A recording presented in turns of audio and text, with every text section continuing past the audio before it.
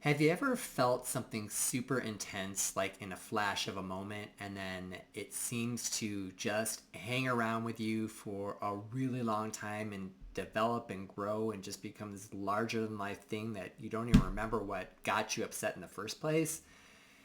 This is actually something that happens to a lot of us. And I can tell you for myself, when this happens to me, it can be pretty interruptive to my life.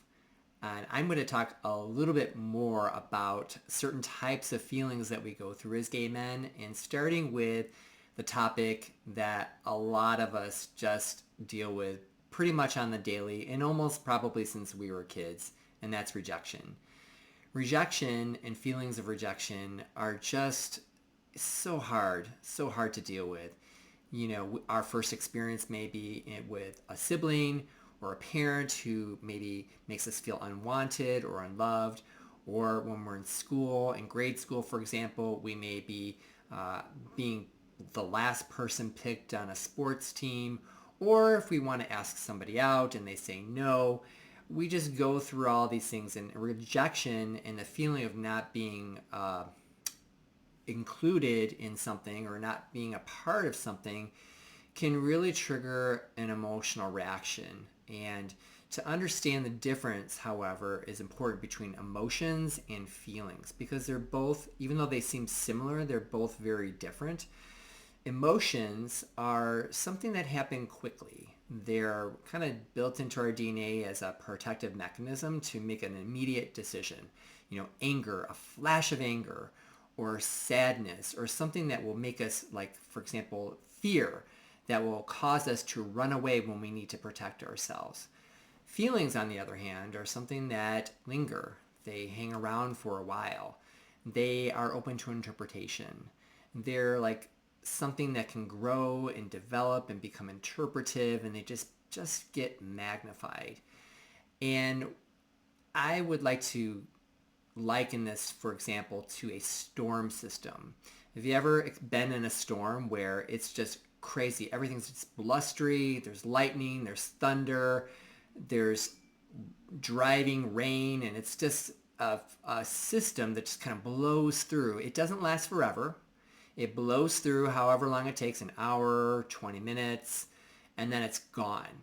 But then afterwards, the power lines might be down, electricity may be out, there may be flooding, there could be all kinds of, the trees may just get there's puddles all over. There's a whole after effect that happens after that initial storm. And so you're dealing with that on the back end. The storm is past, but all the after effect is there. So what happens then? You have to kind of be involved in this cleanup. You have to call the power company.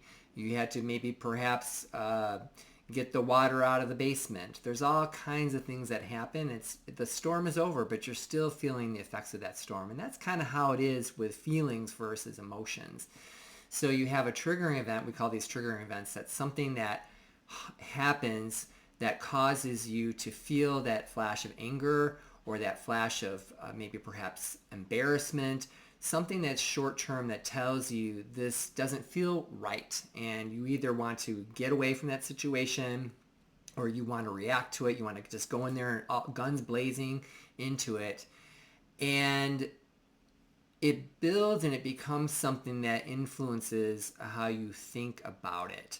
So in terms of rejection, if you've been someone who has experience this long term in your relationships, in family systems, in work environments, you're probably going to be someone who is just a little bit more prone and touchy about it. You may be sensitive to that feeling that comes attached with rejection. You'll have that initial, like, maybe anger or outrage about it, but then there's that lingering interpretation that happens afterwards.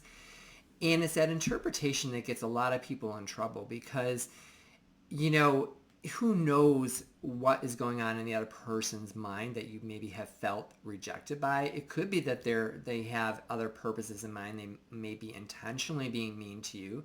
They may intentionally not want to include you into something. But maybe perhaps they're just having a bad day. Or maybe they just aren't really feeling it that day. Maybe something's going on around with them. Maybe you did or said something to them that they've interpreted and they're just not feeling it with you. So in relationships, that can happen.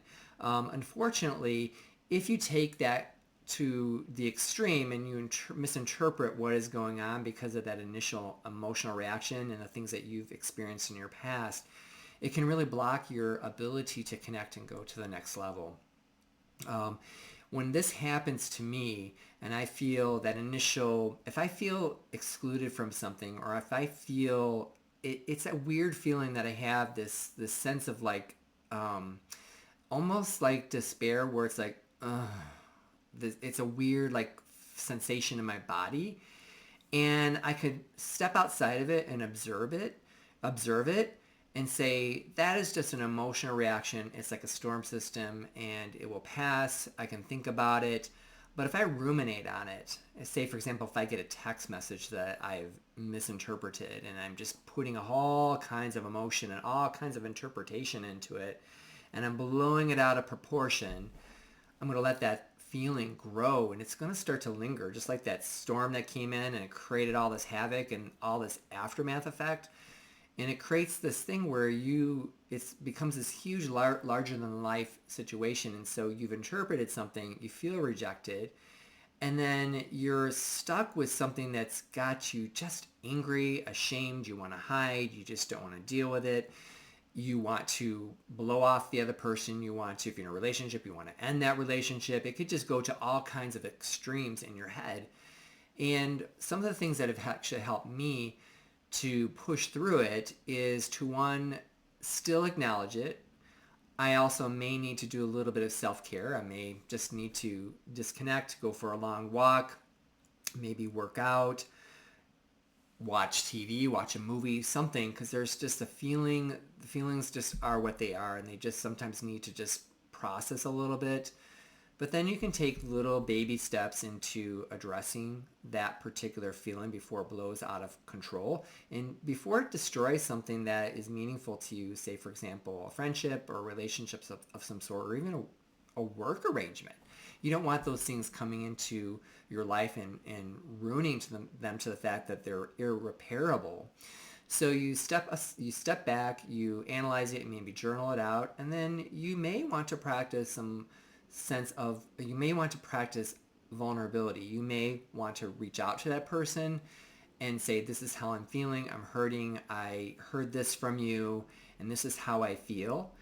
And they may come around and really say, oh my gosh, I didn't realize they felt that way. Or, oh, I think I do feel this way, and I'm so sorry. This is something I'm afraid. Whatever it would be, and you can have a point of connection where you can talk it through. And you can get a little objectivity about it, and you have a little sense of control over that emotion, over that feeling. And feelings aren't bad. They kind of tell us they're signals to work on something, and signals to actually go a little bit further and deeper, maybe perhaps in a connection or a relationship or something like that, where you can actually come together and really evolve and progress. So with that in mind, I'm just going to encourage you to think about the last time that you maybe perhaps experienced something that felt like you were ignored, you were rejected, you felt slighted, and how did you react to that? How did you respond? Did you blow it all out? Did you just go on a whole trail? Did that train leave the station and just go speeding on down and careening over a cliff? Or were you able to kind of put the brakes on it slowly and really bring it into the station and think about it?